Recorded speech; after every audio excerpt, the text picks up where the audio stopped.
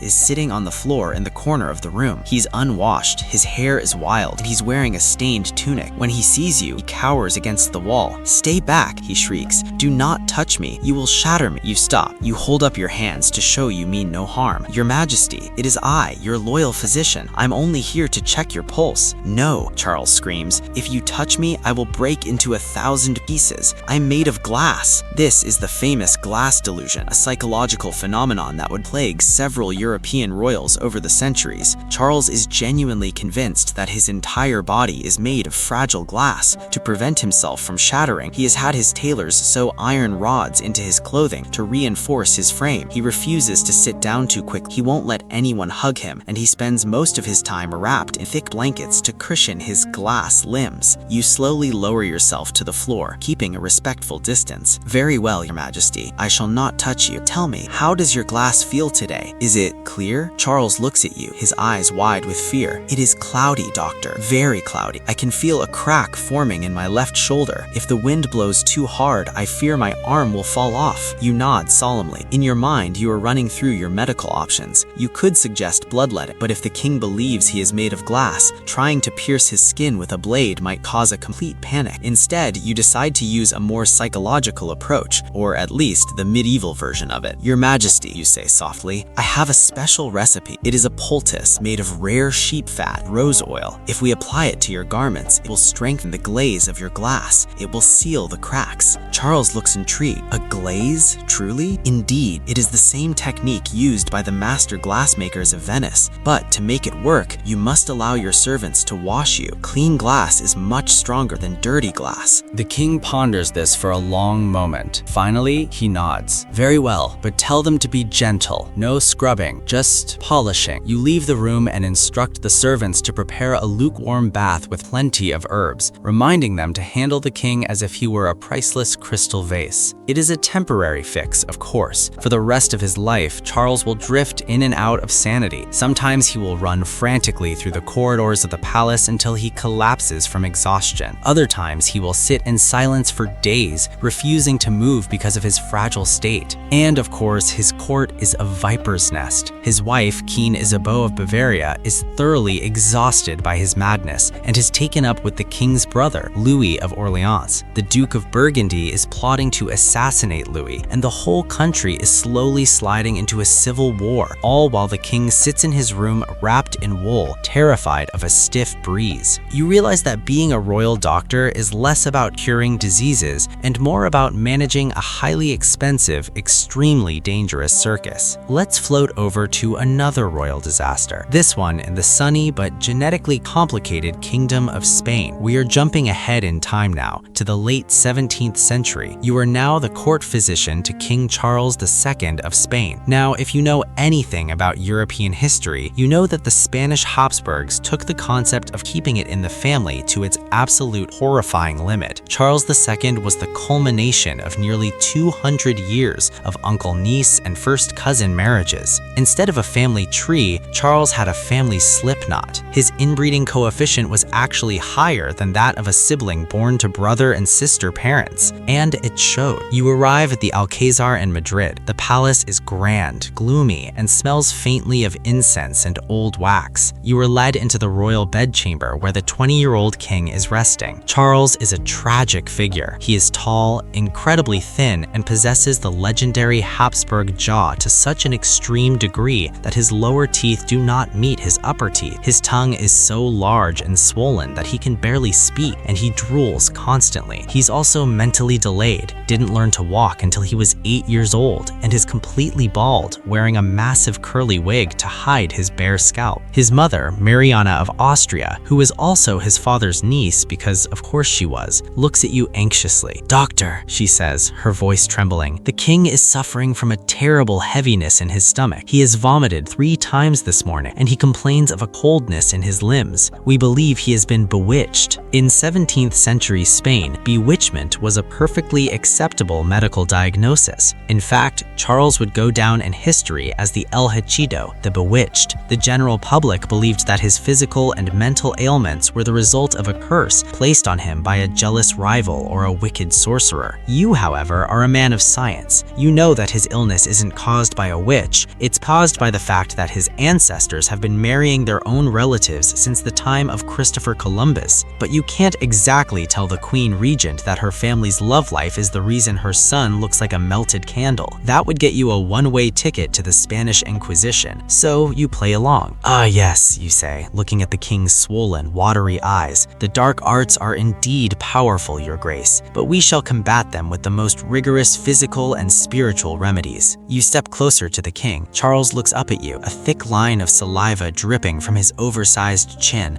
Doctor, he mumbles, his voice thick and intelligible.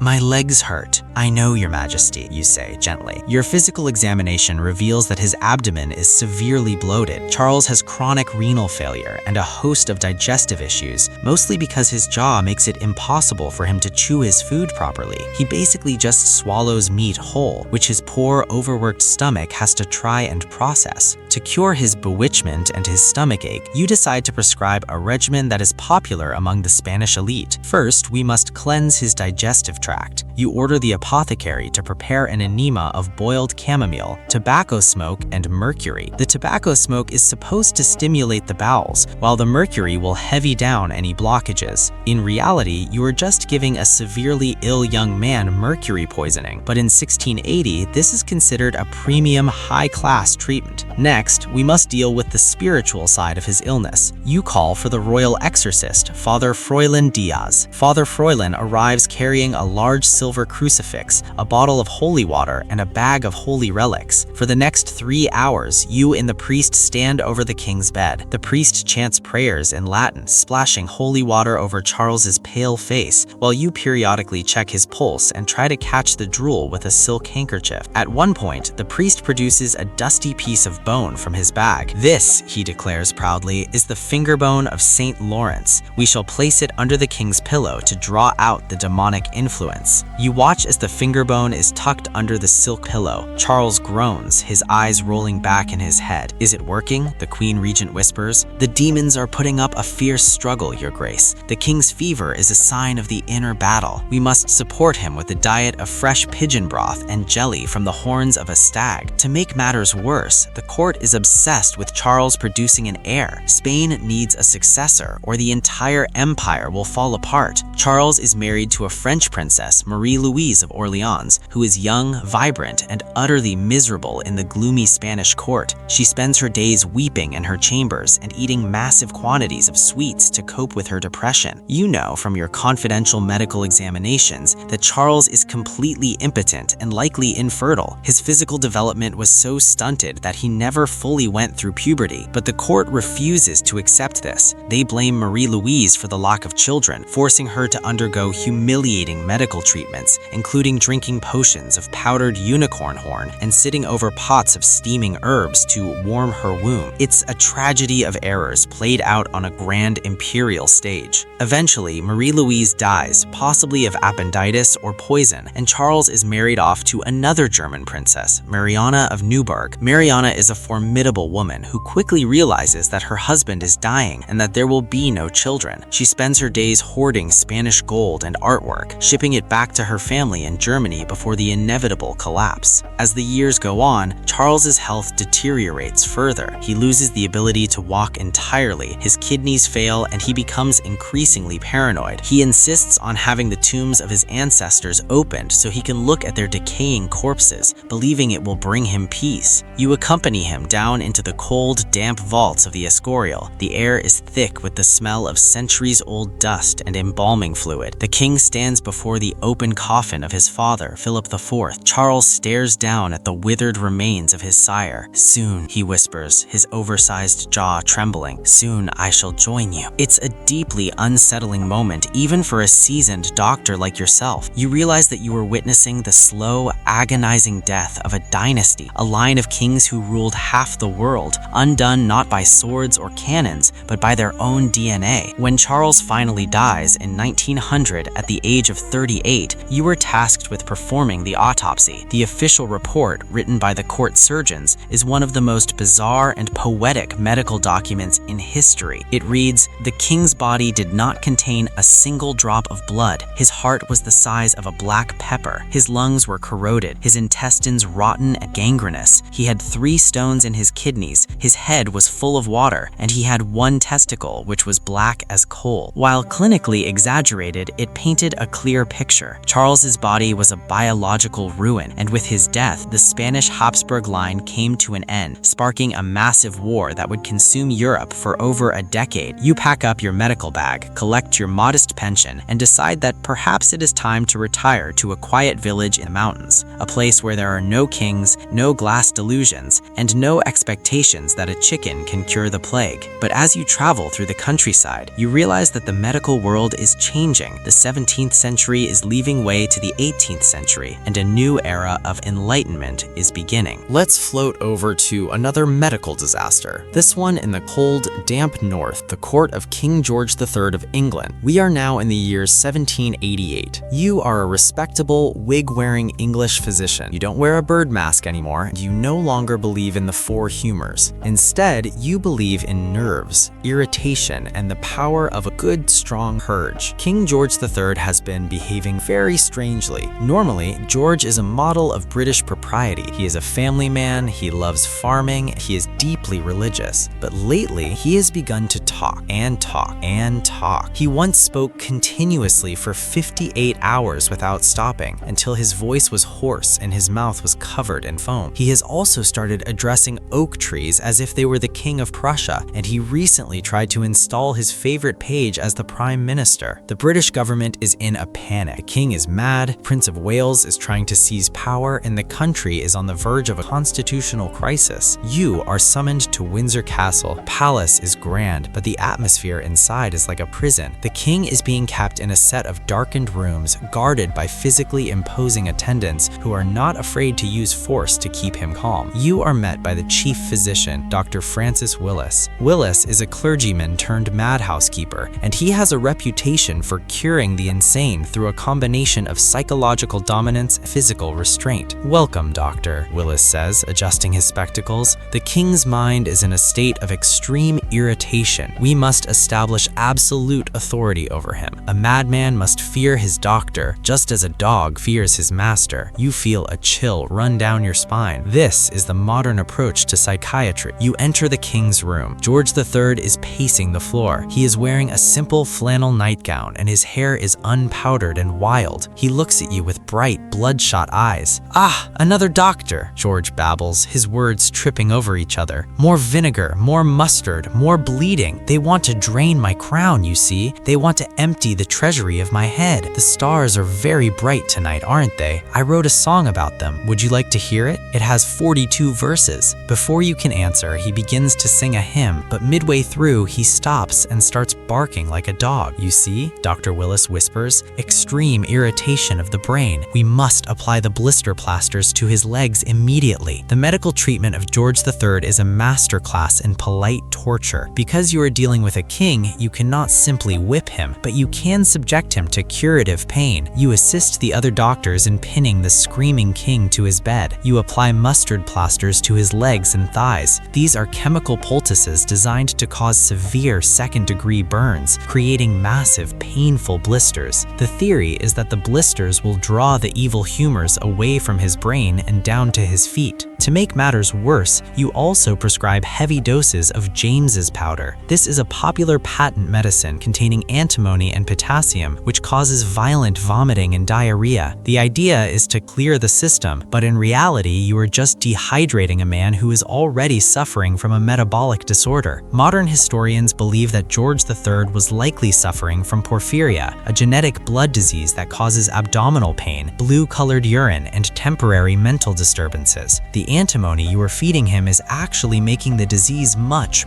worse, triggering further attacks of madness. But you don't know that. You just see a king who won't stop talking, so you keep feeding him poison and burning his legs. When the king becomes too agitated, you strap him into the coronation chair, a heavy wooden armchair with leather straps for his arms, legs, and chest. He is left there for hours in the dark, weeping and calling out for his wife, Queen Charlotte. "Charlotte," he cries, his voice cracking. "Why have they put me in this dungeon? I am the King of England. I am the father of my people." You stand in the shadows, holding your silver pocket watch, timing his pulse. You feel a deep, heavy sadness. This is the ruler of the greatest empire on earth, reduced to a weeping child in a straitjacket, tortured by the very men hired to save him. Eventually, the king's attack passes. His mind clears, the blisters on his legs heal, and he returns to Parliament looking thin but sane. The public rejoices, and Dr. Willis takes all the credit, pocketing a massive fee from the grateful government. But you know the truth. You know that the king didn't get better because of the blisters or the emetics. He got better in spite of them. His body simply managed to survive both the disease and his doctors. And indeed, the madness will return. In his later years, George will go permanently blind, deaf, and insane, spending his days playing the harpsichord and talking to long-dead friends in the drafty corridors of Windsor, a forgotten ghost in his own palace. You decide that you have had enough of royal courts. The medieval doctors had their chickens, the 17th century doctors had their mercury, and the 18th century doctors had their straitjackets. Each era believed it had finally unlocked the secrets of the human body, and each era, in its own way, was spectacularly wrong. You decide to retire to a small cottage by the sea. You throw your medical bag into the English Channel, watch it sink beneath the cold gray waves, and spend the rest of your days growing cabbages. Cabbages, you reflect, are much easier to manage than kings. They don't have humors, they don't get glass delusions, and they never ever ask you to hold a chicken against their leg. You sit in your garden listening to the gentle sound of the waves, and you finally, quietly fall asleep. Let's float over to another royal disaster, this one taking place in the glittering but incredibly unsanitary palace of Versailles. We are now in the year 1685, during the reign of Louis XIV, the famous Sun King. Now, Louis XIV is the absolute pinnacle of royal majesty. He built a palace so grand that it made every other monarch in Europe green with envy. He wears shoes with red high heels, a wig so large it looks like a nesting family of poodles, and he controls France with an iron fist. But behind the gilded mirrors and the classical fountains of Versailles lies a medical reality that is, frankly, stomach-churning. You are the Sun King's newly appointed royal physician, Antoine de Queen. You are a man of high society wearing silk stockings and a powdered wig, but your primary job consists of managing the king's incredibly active digestive system. You see, Louis XIV has an appetite that is legendary. He can consume a meal consisting of 4 plates of different soups, an entire pheasant, a partridge, a large plate of salad, mutton and garlic sauce, 2 thick slices of ham, and a plate of pastries, all in a single sitting. And because he's the king, his courtiers have to watch him eat every single bite in absolute silence. But there is a problem. The king's teeth are in a state of absolute ruin. A few years ago, the previous royal doctors decided that the king's frequent headaches were caused by bad humors originating in his teeth. Their brilliant solution, they pulled out all of his upper teeth, but they didn't stop there. The surgeon was a bit too enthusiastic and accidentally broke broke a large piece of the king's jawbone, creating a